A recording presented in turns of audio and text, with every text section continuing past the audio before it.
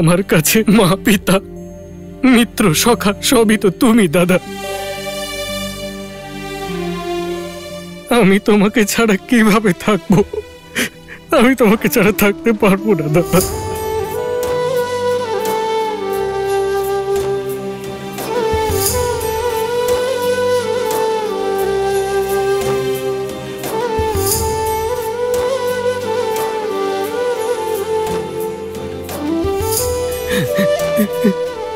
শান্ত হও। এই অস্ত্র আমার বীর লক্ষণকে শোভা পায় না। এ বনবাস কেবল রামের জন্য লক্ষণ। আর সেই রামের অর্থ কি দাদা? সেই অর্থের একটি অটুট অংশ কি লক্ষণ নয়? যদি না হয় তাহলে মেরে ফেলো আমাকে আর মুক্তি দাও এই জীবন থেকে। লক্ষণ, এসব কি বলছো তুমি? আমার দিকে তাকাও লক্ষণ। এ সত্য যে রামের পরিভাষায় লক্ষণ সমাহিত, কিন্তু লক্ষণের পরিভাষায় লক্ষণের জননী এবং তার স্ত্রী দুজনেরই গুরুত্বপূর্ণ অংশ আছে, আর তাদের প্রতিও তোমার কর্তব্য আছে লক্ষণ।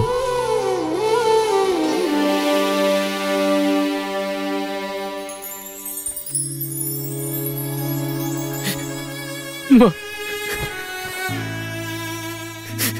মা, মা।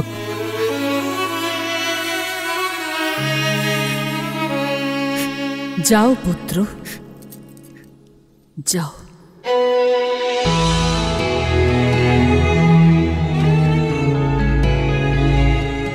তোমায় তো আমি জন্মের পূর্বেই রামের সেবায় সমর্পণ করেছিলাম, তাহলে এখন যখন রামের তোমাকে প্রকৃত প্রয়োজন, তখন এই মা কি করে বাধা দিতে পারে? তুমি তো সেবা করার জন্যই নির্বাচিত, তাই না? তাহলে বনবাসে একজন সেবকের ধর্ম পালন করো পুত্র। দিন রাত নিজের ভ্রাতা আর বৌঠানের সেবা করো। তাদের ভোজন করা হয়ে গেলে যা অবশিষ্ট থাকবে তাই গ্রহণ করো। আর যতদিন তুমি বনে থাকবে ততদিন তোমার মাতা অথবা এই অযোধ্যা কোনো কিছুই স্মরণ করবে না, কারণ তুমি রাম আর সীতাকে নয়, অযোধ্যার আত্মাকে সঙ্গে নিয়ে যাচ্ছ।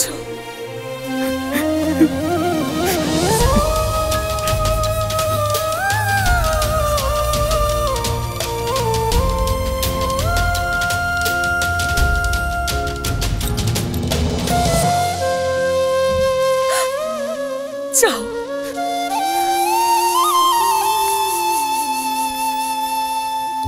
পিতা সত্য বলেছেন মা। আমার সুমিত্রা মায়ের হৃদয় সব থেকে বড়। বড় না ছোট তা আমি জানি না, কিন্তু যতটুকুই হোক এই হৃদয়ে শুধু তুমি বাস করো রাম। লক্ষণ, সর্বদা নিজের ভ্রাতার সেবা করো, সারা জীবন ওর সঙ্গে থেকো। এটাই আমার আশীর্বাদ আর এটাই আমার আজ্ঞাও। হ্যাঁ মা।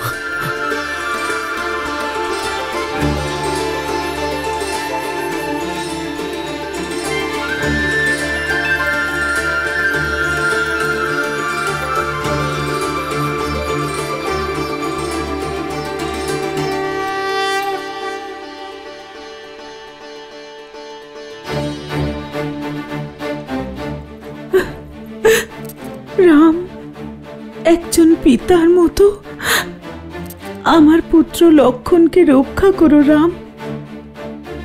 আমার পুত্রকে সুরক্ষিতভাবে ফিরিয়ে এনো রাম।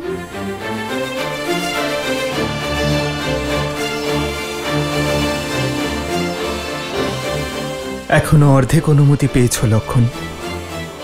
উর্মিলার সহমত ছাড়া আমিও তোমাকে অনুমতি দেব না। হ্যাঁ দাদা। আমরা যা শুনেছি সেটা কি সত্যি? শ্রীরামকে বনবাস আর ভরতকে সিংহাসন দেওয়া হচ্ছে?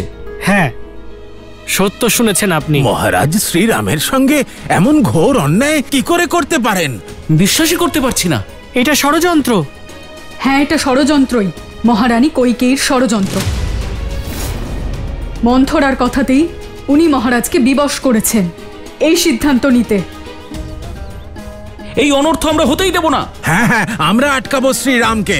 আমরা এই অন্যায় সহ্য করব না।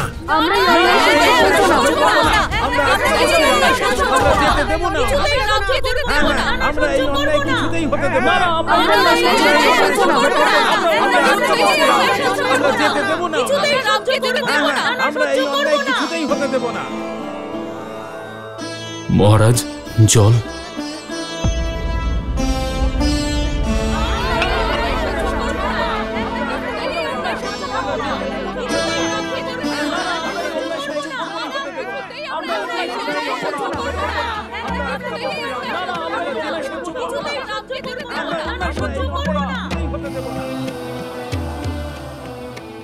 মহারাজ, আপনি শুনতে পাচ্ছেন মহারাজ?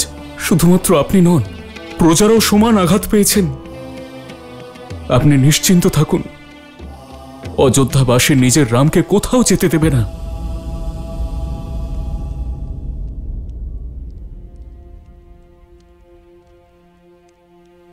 আমি বনে দাদা আর বৌদির দাস হয়ে নিজের সেবক ধর্ম পালন করতে যাচ্ছি।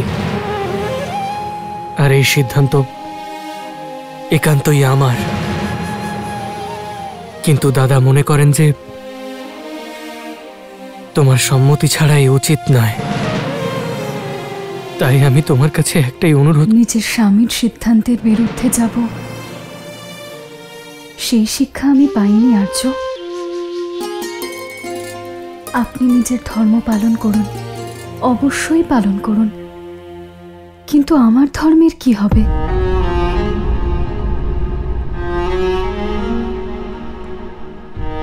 আপনি আপনার দাদার সেবা করার প্রতিজ্ঞা পালন করুন, কিন্তু আমি আমার স্বামীর সেবা করব, তার তপস্যায় তাকে সঙ্গ দেব। আমার থেকে এই অধিকার কেড়ে নেবেন না।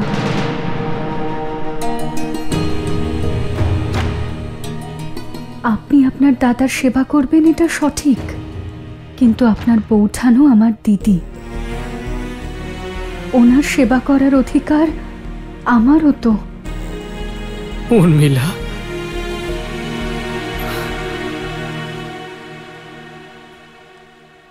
আমি মানছি যে আমি শ্রীরামের ছোট ভাই, কিন্তু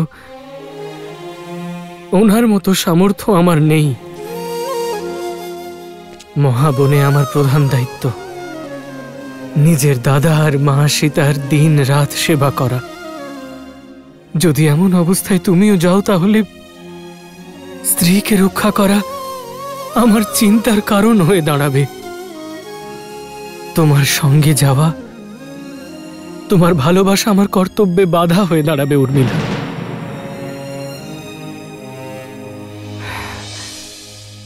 এই বনবাসে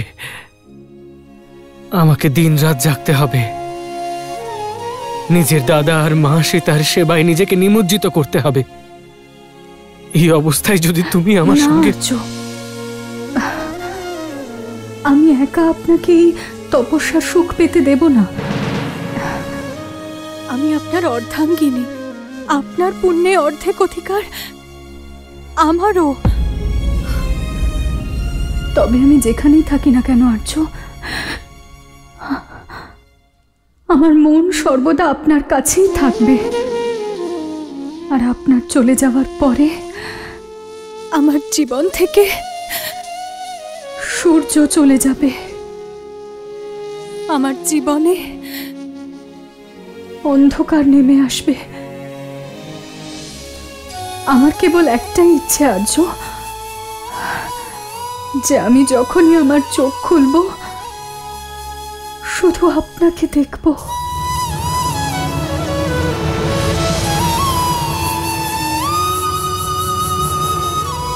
উর্মিলা, এ তুমি কি বলছো? সীতা দিদি আর দাদার সেবাতে উর্মিলা ছাড়া আরো একটা বাধা আছে আপনার সামনে আর্য, আপনার নিদ্রা। আর তার উপর মানুষের বশ থাকে না। তাহলে এক কাজ করুন আর্য, আপনি আপনার দুটো বাধাই একসঙ্গে অযোধ্যাতে রেখে যান। 14 বছর পর্যন্ত আমি আপনার নিদ্রা গ্রহণ করব, যাতে আপনি 14 বছর না ঘুমিয়ে নিজের ধর্ম পালন করতে পারেন।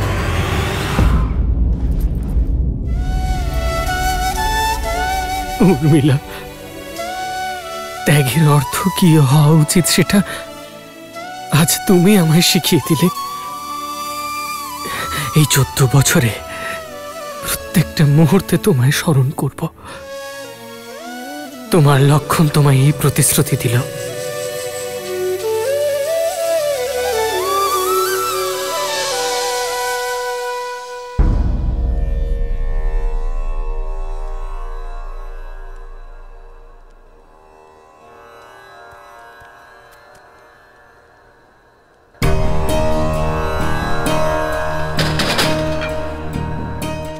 শোনো,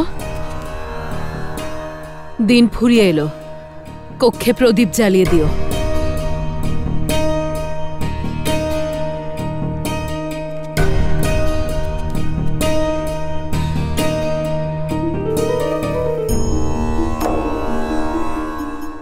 যে অন্ধকার মহারানী অযোধ্যায় ছড়িয়েছেন তা শুধুমাত্র প্রদীপ জ্বালিয়ে মিটবে না। কোনো মাতাকে কুমাতা হতে এই প্রথমবার দেখলাম।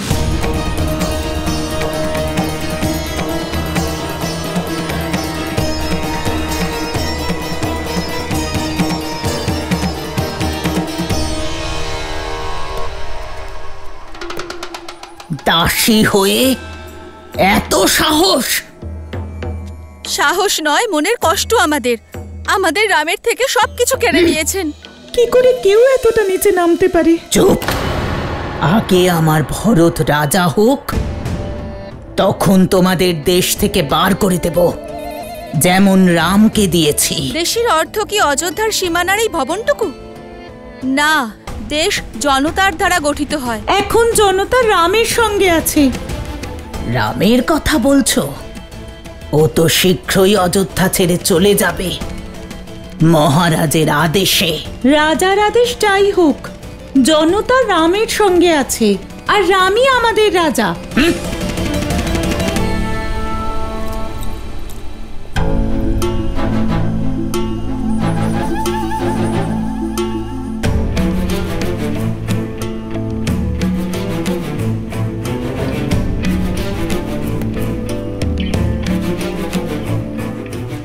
কষ্ট পেও না কইকেয়ী, এই তুচ্ছ দাসীদের কথায় এত ভেবো না তুমি। না মন্থরা, রাম সত্যি এদের অন্তরে রয়েছে। যদি ভরতের রাজ্যাভিষেক করাতেই হয়, তাহলে রামকে অযোধ্যা থেকে বের করার আগে অযোধ্যাবাসীর মন থেকে বের করতে হবে, আর ওদের রাজার ছবিকে বদলে ফেলতে হবে।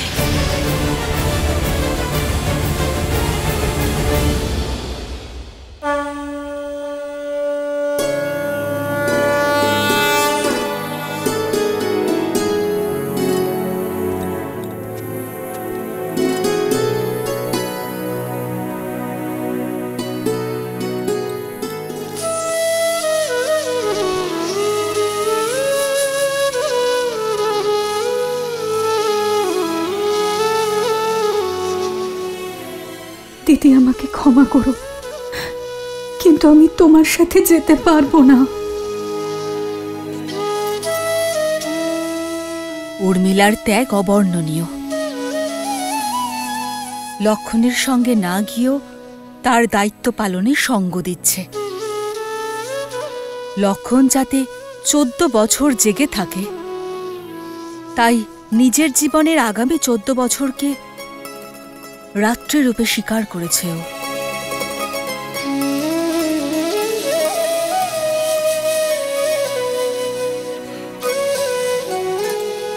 তোমার এই ত্যাগ এই সংসার কোনোদিনও ভুলবে না।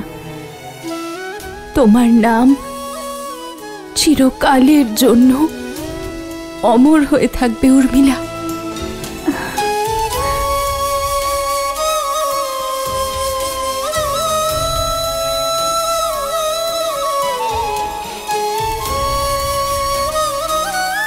উর্মিলা,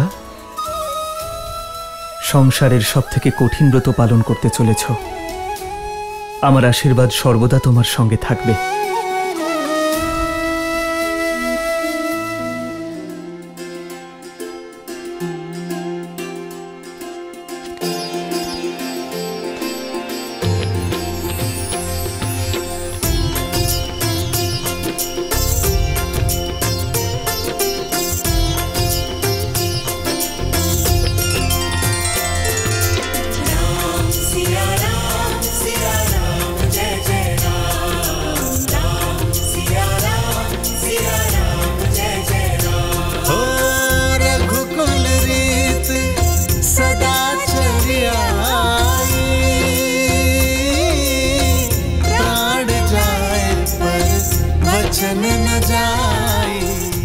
মা, পিতার থেকে বিদায় নিয়ে আমরা বোনের উদ্দেশ্যে প্রস্থান করব। আমার থেকে বিদায় নেবে না রাম?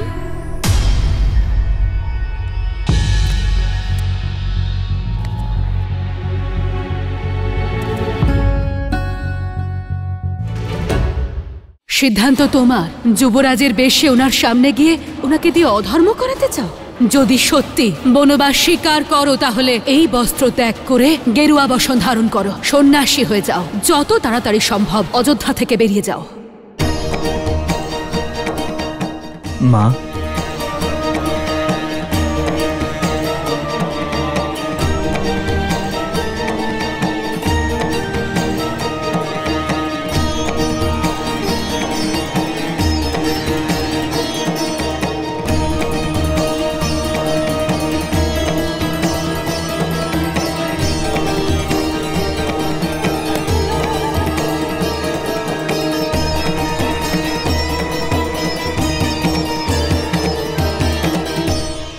মহারাজ তোমার মোহ কিছুতেই কাটিয়ে উঠতে পারছেন না। তোমার কারণে তো ধর্মের অর্থই ভুলে গেছেন উনি। যদি এই বেশে ওনার সামনে গিয়ে দাঁড়াও তাহলে বংশের গৌরব এবং নিজের সম্মান দুটোই ধূলিসাৎ করে দেবেন উনি।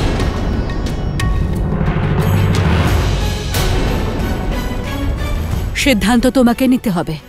যুবরাজের বেশে ওনার সামনে গিয়ে ওনাকে দিয়ে অধর্ম করাতে চাও? যদি সত্যি বনবাস স্বীকার করে নিয়ে থাকো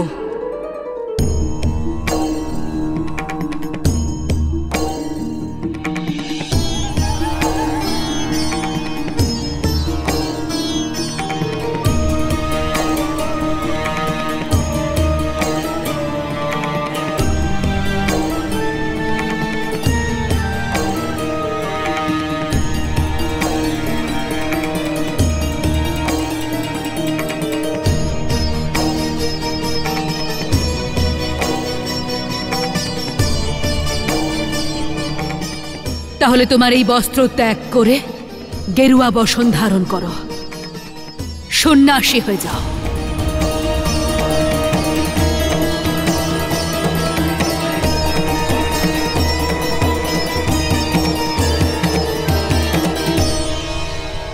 গেরুয়া বসন পরে সন্ন্যাসীর বেশে যদি তোমার পিতার সামনে যাও তাহলে হয়তো উনি ধর্মের পথে চলতে পারেন।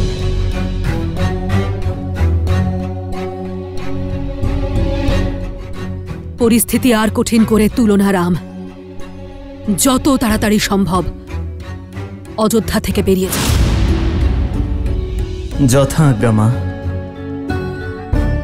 আমরা অতি শীঘ্রই বিদায় নেব।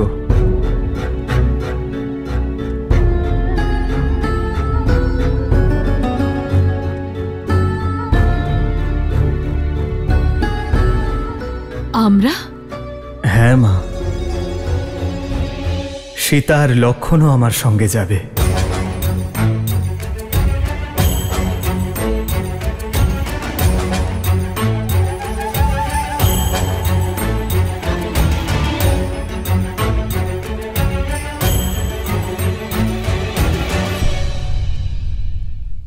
আমাকে আশীর্বাদ দাও মা, যাতে আমরা পিতার প্রতিশ্রুতি আর তোমার ইচ্ছে দুই মন এবং কর্ম দ্বারা পালন করতে পারি।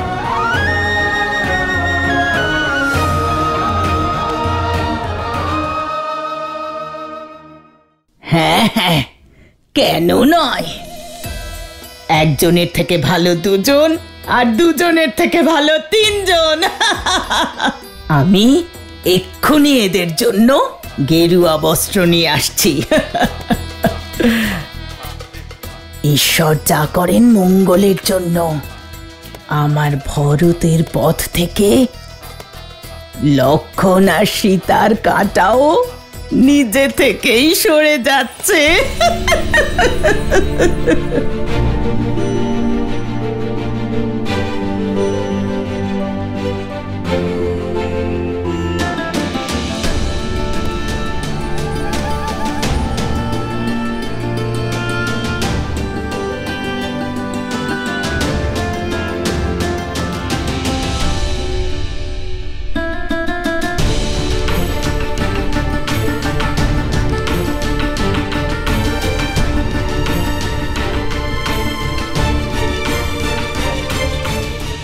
আমাদের আশীর্বাদ করো মা, আমরা পিতার প্রতিশ্রুতি এবং তোমার ইচ্ছে মন এবং কর্ম দ্বারা যেন পালন করতে পারি।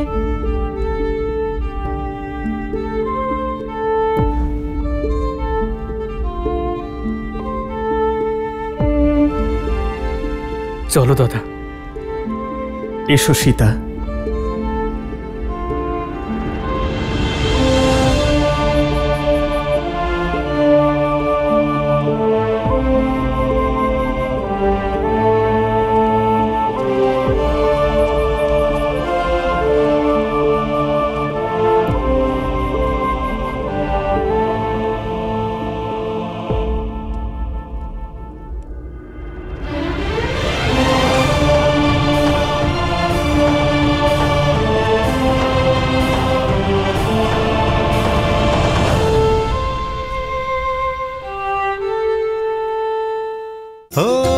रघुकुल रीत सदा चली आई,